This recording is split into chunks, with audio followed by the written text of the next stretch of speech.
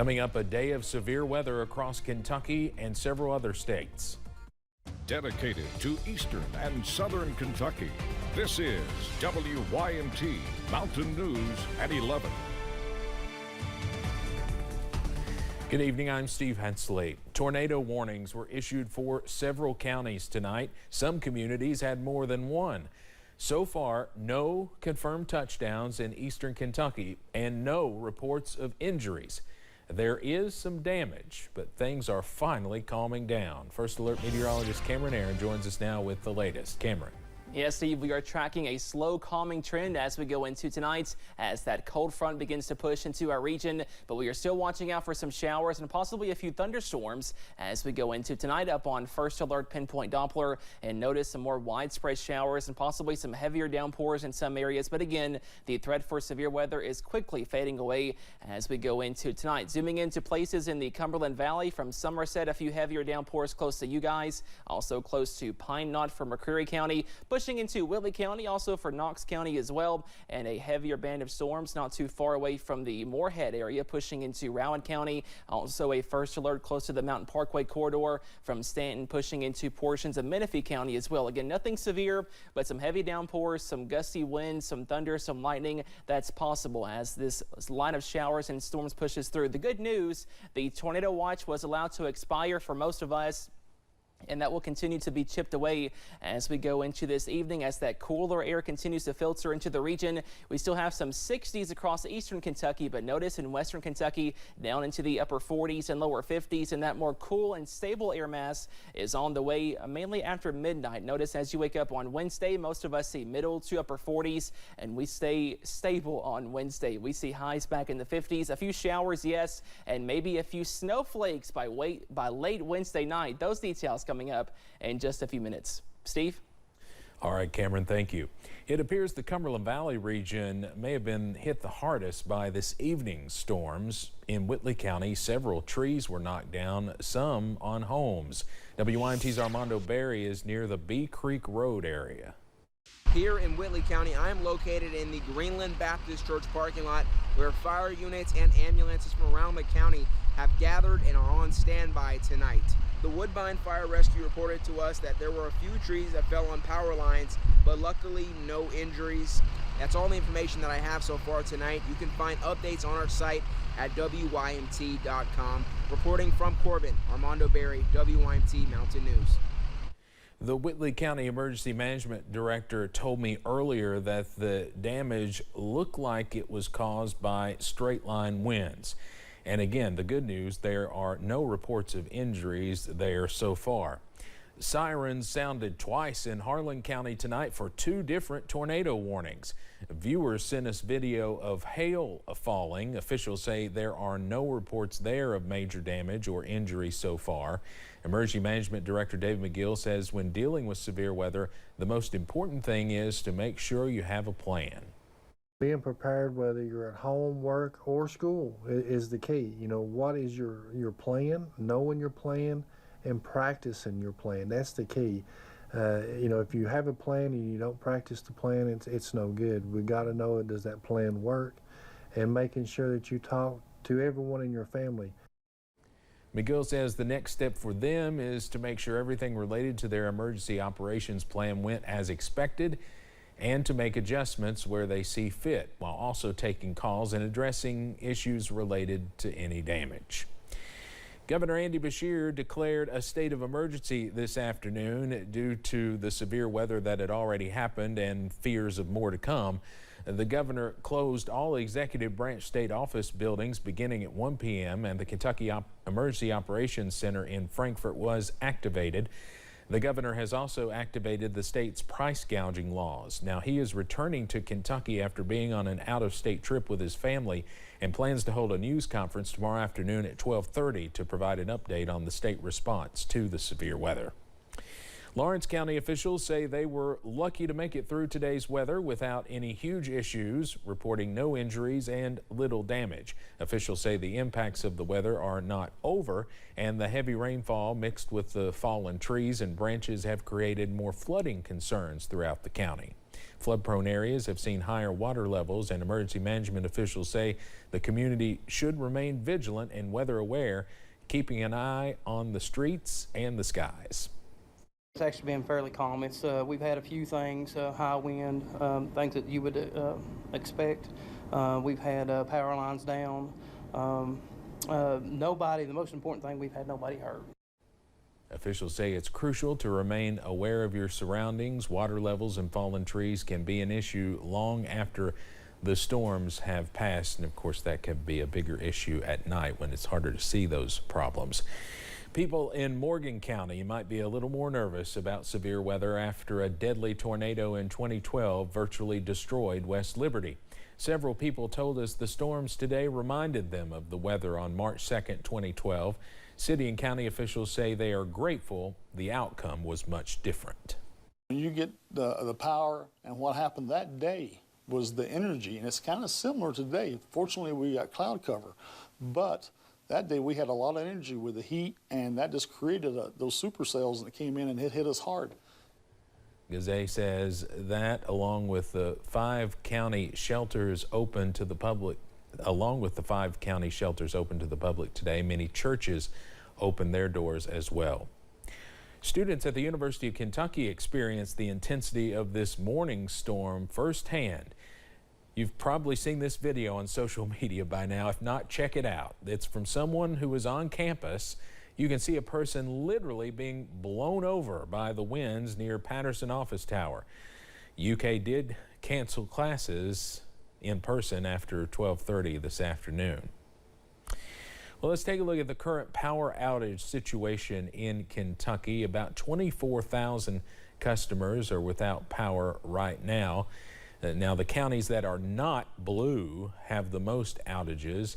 And since the storms this morning, it looks like, the hardest hit counties are still there in northeastern Kentucky, although you can see some outages definitely have popped up in the last couple of hours down in the Cumberland Valley, where we've had those storms later this evening. Well, while many deal with storm damage cleanup, the Better Business Bureau is warning residents to be aware of scammers. First, businesses should be licensed, of course, and door-to-door sales, people likely need solicitation permits for those. Second, try to get 3 to 4 quotes from different contractors. Third, do not pay for the job in advance and do not pay an individual. Make sure you pay a company. Paying with a credit card can also add some additional protection if there's a problem. Finally, it's best to get a written contract that outlines all the details of the services you'll pay for, along with liability insurance. Well, you can stay on top of the severe weather at any time by downloading the WYMT weather app. You can track those last few showers moving through tonight. Just scan the QR code on your screen with your phone's camera. It'll take you to where you can download the app. It's free for both Android and iPhone users. People in Kentucky and several other states are now in recovery mode after the severe spring weather. CBS's Danya Backus continues our coverage. A severe storm ripped through Kentucky, tearing off roofs, flipping cars, and knocking out power. Governor Andy Beshear issued a state of emergency after the suspected tornado activity. Extremely lucky that nobody got hurt in this. Officials say this truck in a mall parking lot was blown over and came crashing down on its side. So the wind come through here and blew it over a good 25 feet. Heavy winds, rain, and downed power lines stalled traffic on I-75, forcing drivers to take extra care. Slow down, turn your emergency lights on, make sure, you keep a distance from other vehicles. In West Virginia's capital, Charleston, a passing storm damaged buildings and forced baseball players to seek shelter. This giant billboard toppled, landing on a car as the storm swept through the area. On Monday in Oklahoma, a possible tornado leveled homes and buildings. This literally took 15 seconds. Ohio Governor Mike DeWine urged caution amid extreme weather warnings. Very, very dangerous situation. People just need to be very, very careful. In Columbus, the fire department led this dramatic rescue of 2 women stranded underneath a bridge by floodwaters. Danya Backus, CBS News. The National Weather Service issued alerts for more than a third of the country, from a blizzard warning in Michigan to tornado watches in Alabama and flood watches in New Jersey. There's major damage in the town of Sunbright, Tennessee, which is northwest of Knoxville. The National Weather Service says a tornado did touch down there, and at last check there were 4 confirmed tornado reports here in Kentucky, none in eastern Kentucky. Now, there in East Tennessee, officials say no injuries were reported there either. This was the same storm that later prompted several tornado warnings in parts of the Cumberland Valley, and you can see there some of the damage in that town, pretty significant and obvious. It was likely caused by a tornado. Definitely some significant damage there in parts of East Tennessee. Well, this severe weather comes almost exactly 50 years after a devastating storm outbreak on April 3rd and 4th, 1974. A tornado outbreak hit the eastern half of the U.S. It caused more than $5 billion worth of damage and killed 319 Americans. Parts of our western viewing area were affected. 71 Kentuckians were killed. Another disaster to tell you about tonight on the other side of the world in Taiwan. A powerful earthquake rocked the entire island. Take a look at this crazy video showing collapsed buildings in one southern city. Leaning to the side there, a tsunami also washed ashore, we're told, on southern Japanese islands. The U.S. Geological Survey gave that quake a magnitude 7.4. There are no reports of fatalities yet. Crews are working to tear down a building now in downtown Mount Vernon in Rockcastle County that caught fire this afternoon. Officials say the building was abandoned. Several crews worked to put it out, some from surrounding counties. And some other buildings did have water damage, but no injuries were reported. Officials are investigating the cause of the fire. A touching tribute tonight in Somerset. A procession carried home EMT Chastain McWhorter from Frankfort. The 23-year-old was one of 2 people who died in a crash involving an ambulance and a semi yesterday in Garrett County. The investigation into that crash is ongoing. A patient in the ambulance, 75-year-old Robert Cottle, also died. Now to the 2024 race for the White House. President Biden's campaign is hitting the airwaves with a hard-hitting political ad focusing on abortion rights and is using Donald Trump's own words in an effort to warn voters. As CBS's Nancy Cortez reports, the former president is on the campaign trail in the Midwest, where he's focusing on another wedge issue, immigration. Joe Biden's border bloodbath, and that's what it is. It's a bloodbath. Despite criticism from both sides, former President Trump used the word bloodbath again today, this time to describe crimes committed by migrants. The Democrats say, please don't call them animals. They're humans. I said, no, they're not humans. They're not humans. They're animals. It was 2.5 weeks ago, while talking about the future of the U.S. auto industry, that Trump warned of a bloodbath if he isn't elected in November.